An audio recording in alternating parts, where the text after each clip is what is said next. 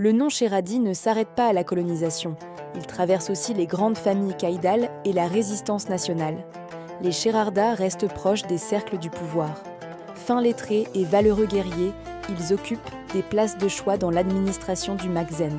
Parmi leurs grandes figures, Idriss Ben Khoury Sheradi, Pacha du Toit, soulève en 1900 la question de l'occupation française de Ain Saleh. On retrouve aussi les Sheradi de Safi, ville proche de la Zaouïa Sheradia, Mohammed Ben Ahmed Sheradi, théologien et homme de lettres. Dans le Garbe, une famille caïdale réputée est connue sous le nom de Zirari, liée à la tribu Sherarda. Une ancienne famille de Fès doit aussi son nom aux Sherarda.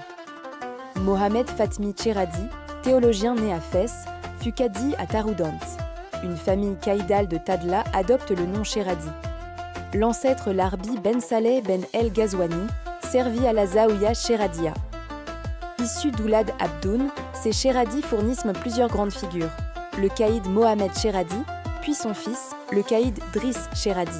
Après l'assassinat de Driss en 1926, son frère Hadj Ahmed Sheradi lui succède. Acquis à la cause nationale, il est nommé Pacha de Kouribga en 1941. Le 20 janvier 1953, il est démis de ses fonctions par les autorités du protectorat pour avoir refusé de condamner les ouvriers grévistes de l'OCP. Manifestant après l'assassinat du syndicaliste tunisien Farhat Hachad. Placé en résidence forcée à Casablanca pour avoir refusé de signer la déposition du sultan. Il n'est destitué qu'avec la signature du roi fantoche Ben Arafa. À l'indépendance, le Pacha Sheradi est nommé gouverneur de Beni Mellal et de la région du Tadla. Après sa démission en décembre 1957, il devient gouverneur honoraire de Sa Majesté, titre qu'il conserve jusqu'à son décès le 8 janvier 1981. Des funérailles officielles lui sont consacrées à Kouribga, où il est inhumé dans la mosquée qu'il avait fait bâtir 4 ans auparavant.